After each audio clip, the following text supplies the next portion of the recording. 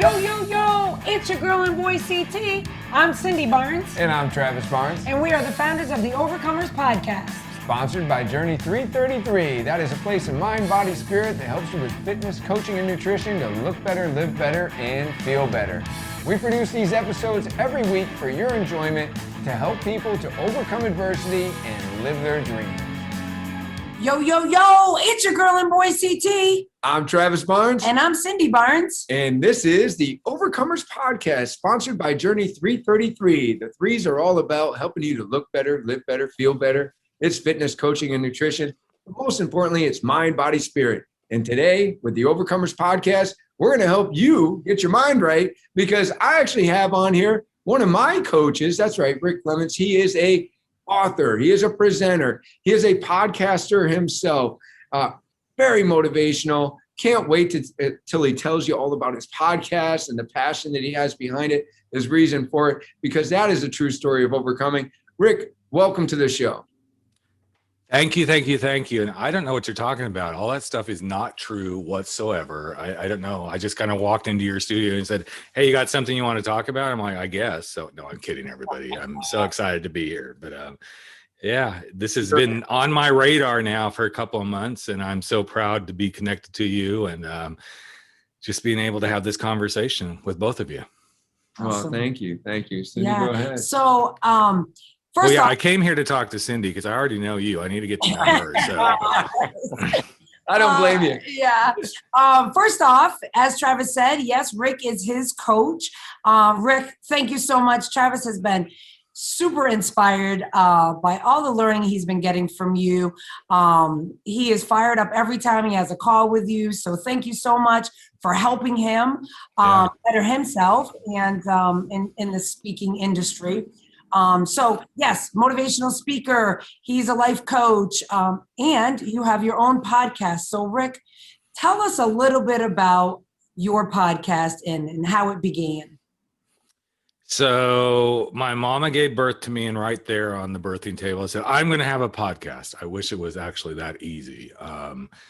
It actually fell in my lap, as much as that sounds like, oh, here's one of those stories, but it literally did. A friend of mine was a podcaster, or let's kind of roll back. She had her own internet radio show, and she went on maternity leave. So she put the show on hiatus, and we happened to be talking about stuff. And she goes, you should really do a show. And I'm like, no, that's not my thing. I'm a coach. I just want to coach. And I was pretty new into my coaching career at that point.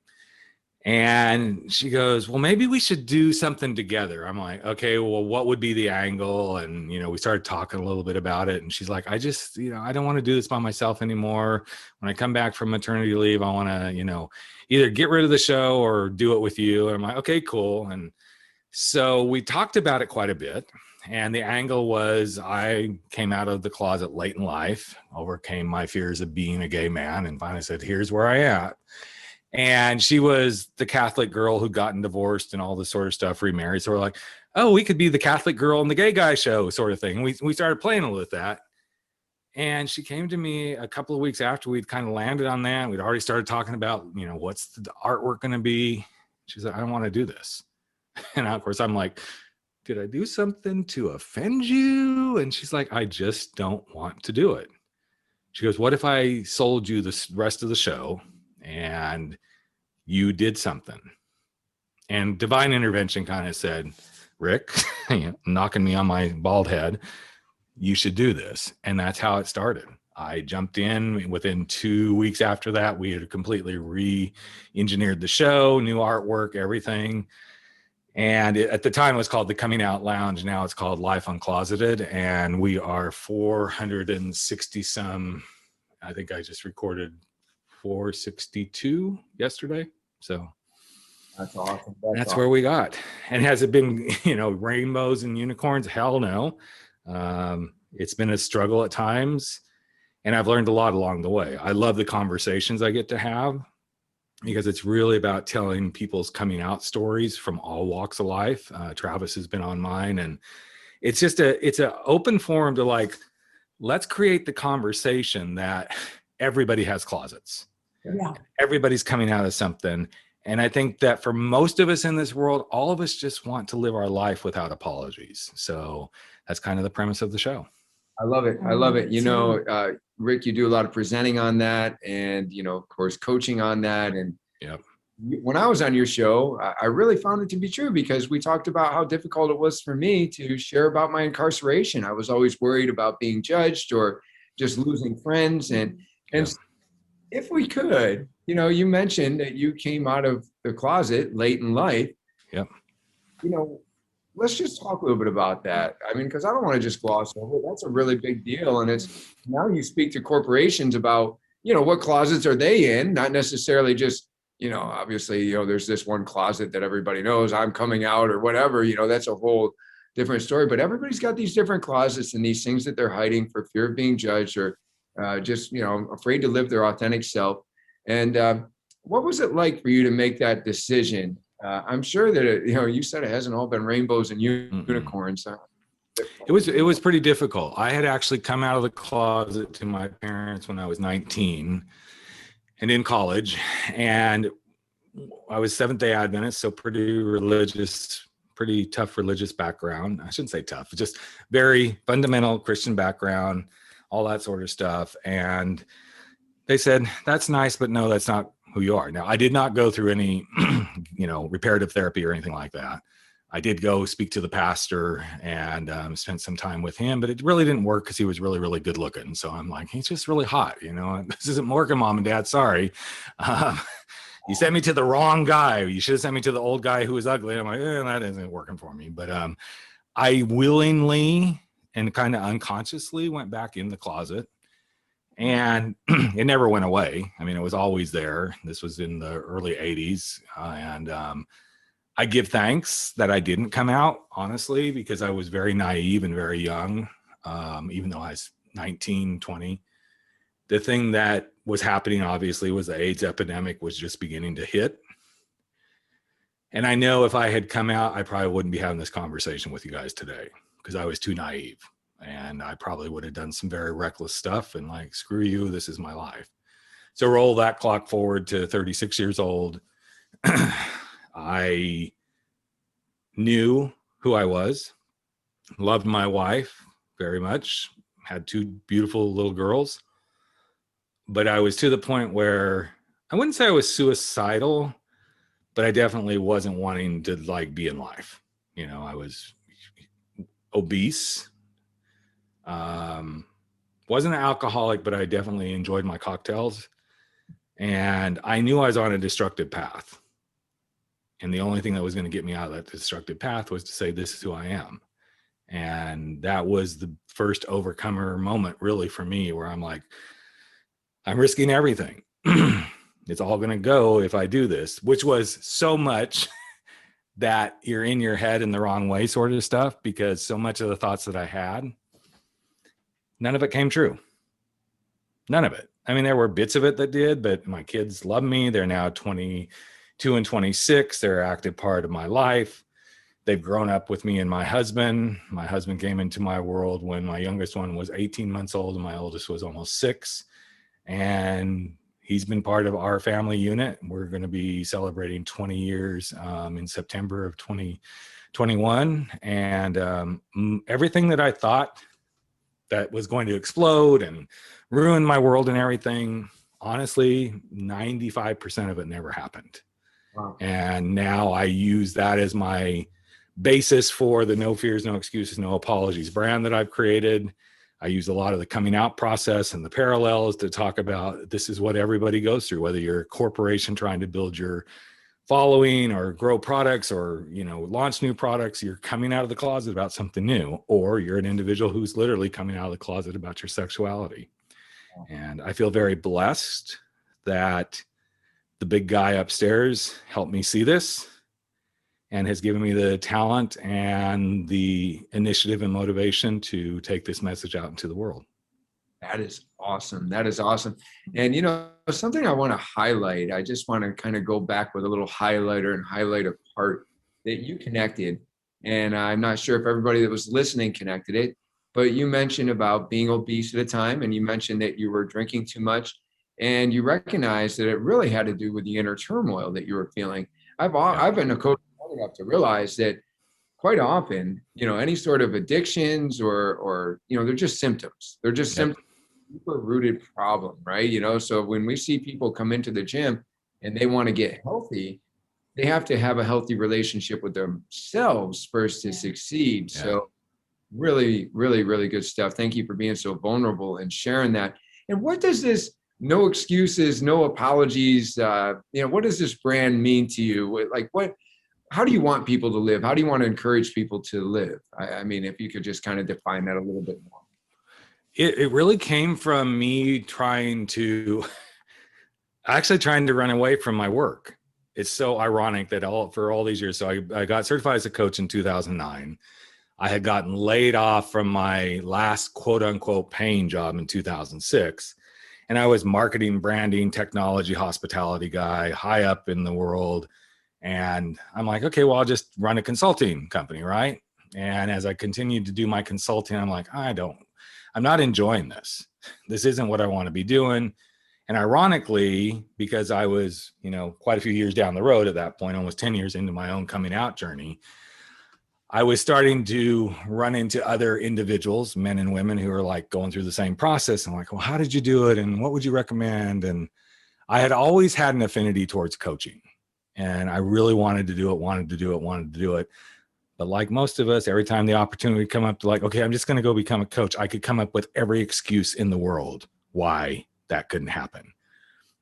Simultaneously, excuses leads to fears. They fuel those flames of fear. And so it's like, well, I can't do it because of this, because what if I don't have enough money, or then I won't have like health benefits, or there's no guarantee, and yada, yada, yada. So the fear started to really super grow, right? But then what I would find myself doing is I'd get through that little phase and that little jump. And then I'm like, okay, well, now I'm doing this, but God, I just hate doing what I'm doing. And I'm like apologizing to myself and sometimes to the world for like, hey, I just don't like where I'm at. I don't like what I'm being. I don't like how I'm showing up. And I literally, in the midst of working through some branding with my branding coach at the time, we landed on this: no excuses, no fears, no apologies. Because I knew there was a bigger message for the world than just Rick's this coming out guy. He helps men in midlife come out of the closet. And we were like, okay, but what's the bigger message? And she said on a call, she goes, okay, we're going to throw out everything. I'm like, what do you mean we're going to throw out everything? We've been working on this for 6 months. She goes, no, just for the day. She goes, I feel like we're really close. We're about there.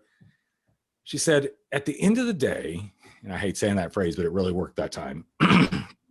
At the end of the day, what do you want people to do? And I got really quiet. And I said, I want them to quit apologizing for who they are. She goes, great. So what makes them apologize?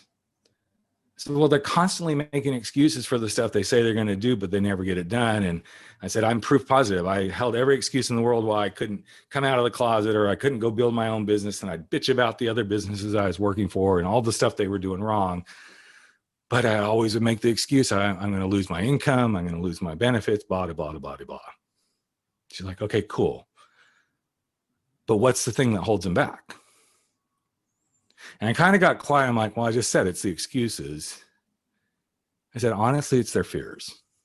It's not the fears that other people are throwing at them.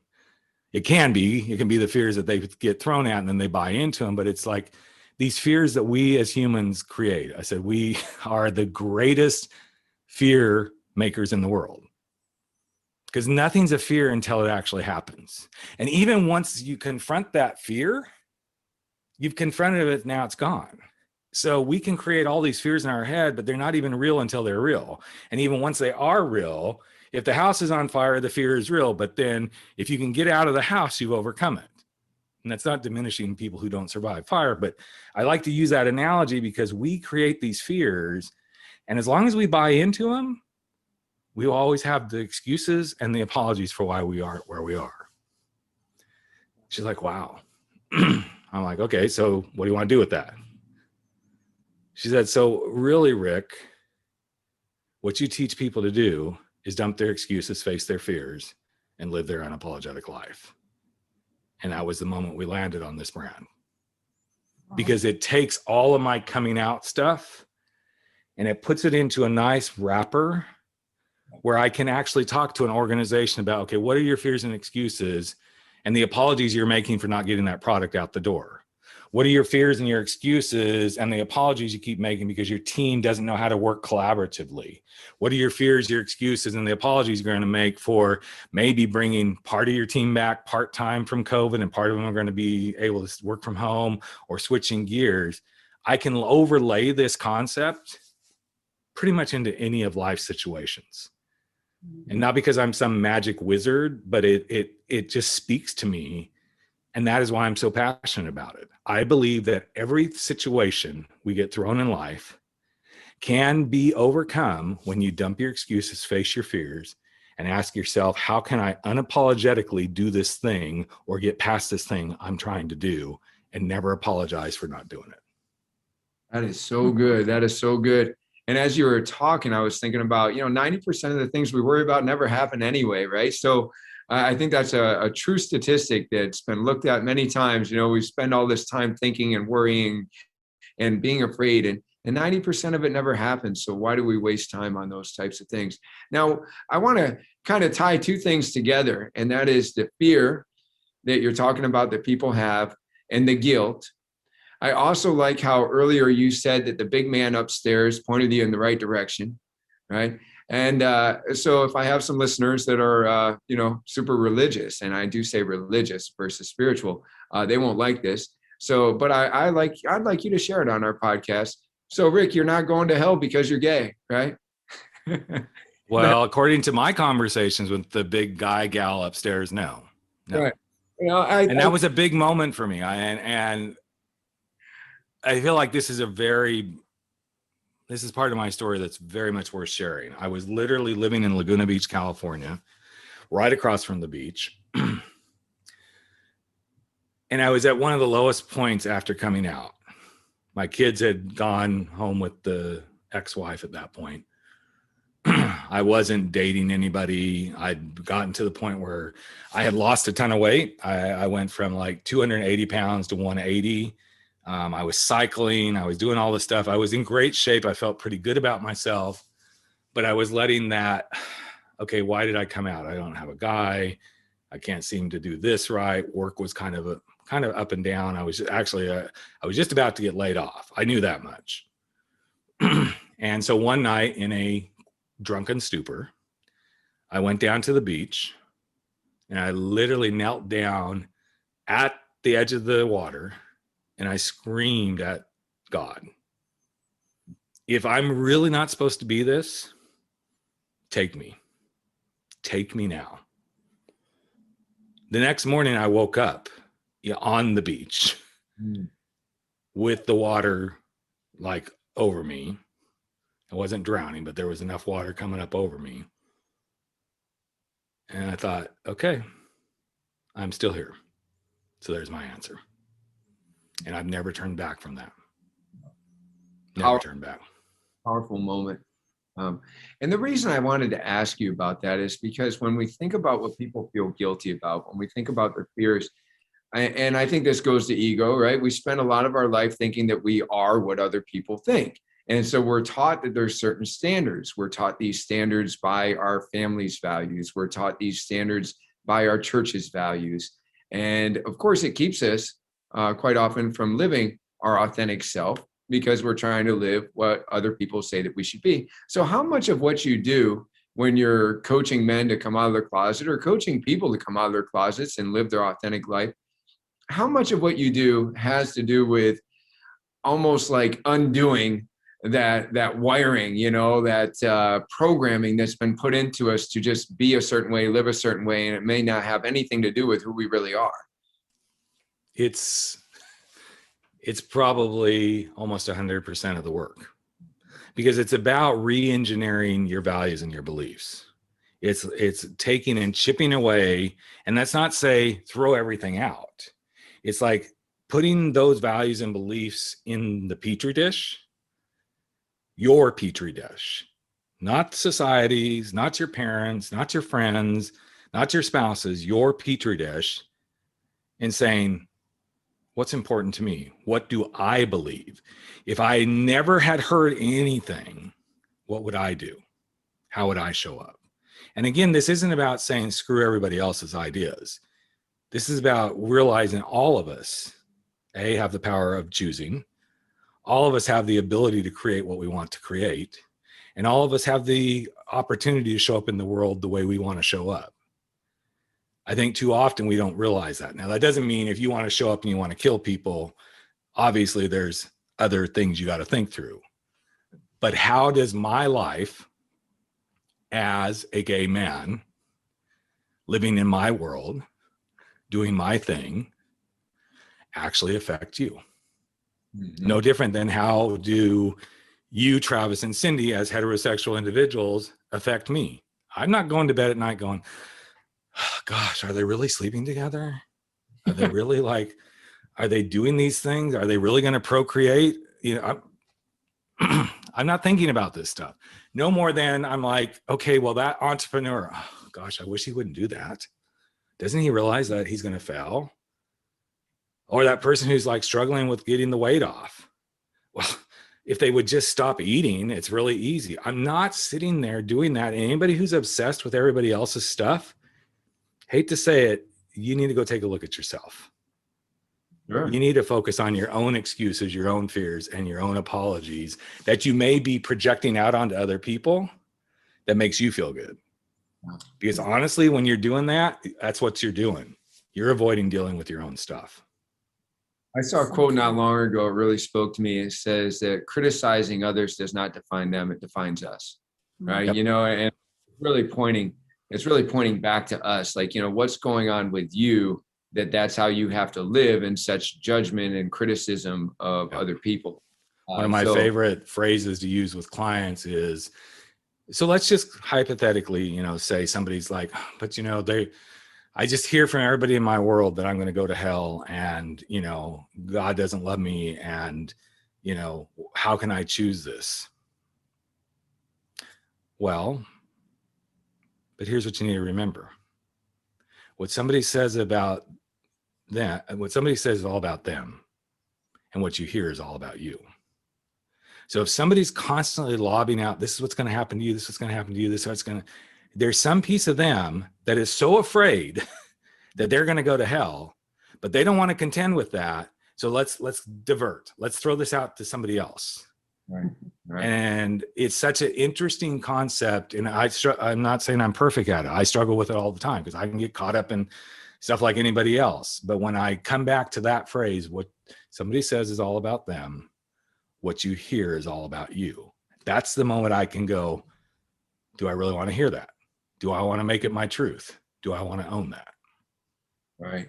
So good. So good. So, this kind of reminds me of our company in a sense, because when we first started, we're Journey Fitness and we got all this fire and flames and things like that. So we came up with our core values and we said, our core values will be heat, honesty, excellence, attitude, and team. It was almost more important what it spelled because we had fire and then we had heat than it really was to truly examine those values. Right.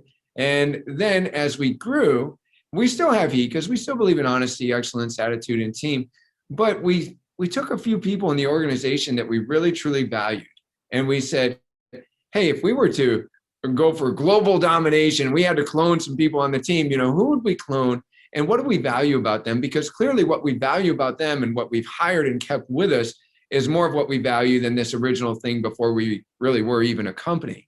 And so the reason I share that right now is to say that part of what you do is help people to understand their values. And, you recognize, hey, you're not saying that you value going out and harming people or harming yourself, so you have a little bit of a litmus test there, where you're saying there are some values that have been told to you that this is what you should value. These are the things you shouldn't do. These are the things you should do. And you should feel guilty if you contradict that. However, what you really have to challenge people to do is dig deep within yourself and say, what are your values? Yeah. We know what our values are now, and they're written on our wall. We go all in, we're never giving up, those kind of things. But that's what I'm hearing from you. Do you feel like it's kind of a mission to really help people know what their true core values are as well? To answer that, I'd love to just, and I know Travis, if I ask this question, you'll go off. So I'm going to ask you both, like, answer it with one word. What do you value? One word. What do you value? Let me go first. Okay, you go first. I say love. Okay.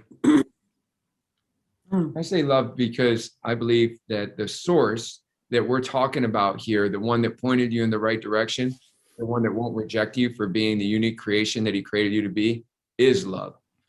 Cool. He or she, I don't know.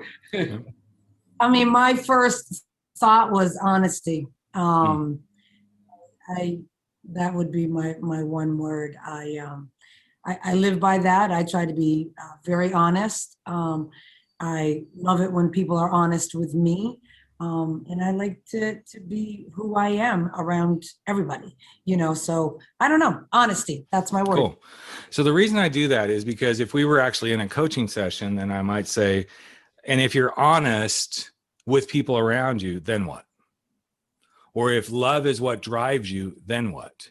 Because here's what I'm going for. The more you can be dialed into your values, the more you will never falter from them. The more you will never let, when somebody says, well, Travis says he's all about love, but man, he just blew up at somebody in the gym. Maybe he blew up at somebody in the gym because he loves them enough to say, I need you to do this. Mm-hmm. If you're saying honesty is what you're all about, then when that little test comes, you're going to stand there, you're going to be in their arena, and you're going to be honest to a hilt. Because once we can examine our values and hold on to them, literally hold on to them, and this isn't like a one and done. In fact, in one of my talks, the 3 core pieces of the talk are permission granted, reevaluating your values and beliefs, and choosing to do things your way. You cannot live an unapologetic life if you do one and done values. You will never get there. You have to constantly put in those values and beliefs under the microscope going, do I really believe this? Is this still where I stand? And if it is, great, then keep doing what you're doing. But as we look at love and honesty, both of you did something that I kind of expected what would happen, was you gave me more than just, here's the word. Now, what I could have done is said, I just said one word, but you did the beautiful thing of explaining why this was important to you, explaining how it shows up in your life. It's a very interesting exercise when I do it with a client. If they say, okay, the one word, and they give me the word and nothing else, because that's my cue to, so if that's so important to you, tell me more. What's the why behind it? And if they struggle, I know that what they're doing is they're giving me a lip service value. This is what I should say. This is what I believe I'm supposed to say. And that's actually how we start the work. If somebody tells me that they really want to be more honest in their life and they're literally coming out of the closet around their sexuality, I will say, so how would honesty and coming out be for you if you actually made that happen? Wow.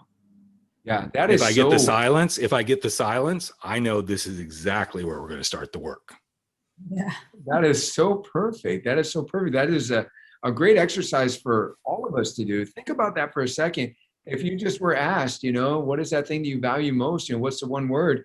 And then how would it show up in your life? And just to measure, whether you're not, measure your life and say, is it working for me? Am I living that loving life or that honest life that I want to live? I could see how And it's corporations. okay to move off of it. Love and honesty may be something that's really important to you now, but then suddenly, you may say, I've got to be in integrity, or I've got to be, I have a client right now who his biggest thing is adventure. He's like, I just want adventure. He is the most rigid person in the world. I'm like, you're not going to get there, boy. If you want adventure, you can't be rigid. Now, can I use his rigidity to help him get there? Of course. But it's so interesting when you say, this is what it's important to me, but then I kind of go, grr, really? It's not showing up in your world.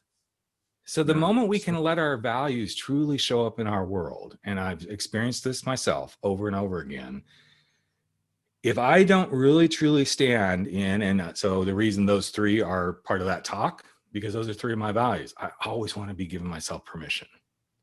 I always want to be reevaluating my values and beliefs. I always want to choose to do things my way because I lived too long not giving myself permission, believing by other people's values and beliefs, and not choosing to do things my way. And those are things that I live by. I was going to say, I can see how that exercise, it's not just for helping a gay man come out of the closet. This is helping a corporate go in the right direction. It's helping anybody with their life go in the right direction. So please, to the listeners, don't miss this. This is a great exercise. Well, Rick, we're getting towards that time. So is there any final words of wisdom? I always like to, we've talked about a lot today. We've covered a lot of ground, and I thank you for being vulnerable. I thank you for sharing, your mission, your vision, what your brand is all about. A couple of great exercises there for us to all do. Let me ask you, any other words of advice or just things that you'd like our listeners to glean from you? Because the world is going to be different because you were here, and positively different. So I'm so glad you just said what you just said. The world is going to be different because you are here. And it really ties into this quote that I use numerous times, but mostly at the end of my talks. The truth of who you are is far more powerful than the false truth you're pretending to be. So go out and show the world who you are. Wow. Could you just say that one more time? It gave me chills. Sure. Yeah. Good. One more time. The truth of who you are is far more powerful than the false truth you're pretending to be. So go show the world who you are. Whether you're an entrepreneur, whether you're going to go lose weight, whether you're going to commit to building a business, just remember the truth behind building that business, that truth about losing that weight, that truth about coming out of the closet. It is so much more powerful than what you're pretending to be right now. And the world wants to see who you are so you can have that impact you're meant to have on the world. Wow. That's awesome. That's awesome. You and I both got so excited. You know what? I just reminded myself, I was just thinking, we were kind of like that. You remember the movie Lion King where they're like, oh, say it again, Mufasa. Remember, like they're like, oh, do it again. That's like, well, I don't know why. That's just like what came on my mind. But that was awesome. And the whole show is awesome. Yeah. Thank you for sharing. Well, people want to follow you, if they want to engage with you, if they want to hire you as a speaker, hire you as a coach, where do they go? What do they do? Have their people get a hold of my people. I'm kidding. It's easy. Rick Clemons, CLEMONS.com is my website. You'll see the Life Uncloseted podcast there. You'll see the 40 plus gay men, gay talk podcast, my coaching programs, my speaking stuff. Yes, I'm a little bit like all over. I do a lot of stuff, but that's what makes my world help me show the truth of who I am and be who I want to be in the world. So, and thank you both for having me. This has been a really special pleasure for me. And I love you, man, Travis. And I now I got to know you as well. And I don't want Travis no more. It's like, no, her and I'll go hang out. So, thanks for having what you have too and putting it out there in the world. This is amazing. And I just wish you both continued success with it. Well, thank you. And thank you. You are a true overcomer. So thank you for the honor of coming on the show. Thank you. Thank you so much. Thanks for tuning in to the Overcomers Podcast, sponsored by Journey 333. When I am not hosting the Overcomers Podcast, I am working at one of our fitness franchises so that I can continue to help people overcome adversity on a daily basis. That's right. People come to the Journey 333 fitness franchises because they want a coach in their life. They want somebody to help them overcome the adversities of life, motivate them to higher levels of greatness, bring out their potential, help them lose weight, get off medications, fight depression, fight anxiety. That's what we do on a regular basis. If you feel like you want your life to be about helping more people to overcome their adversities, if you feel like you're an overcomer and you want to create more overcomers, then maybe owning a Journey 333 franchise would be for you. To find out more, go to www.journeyfitness333.com.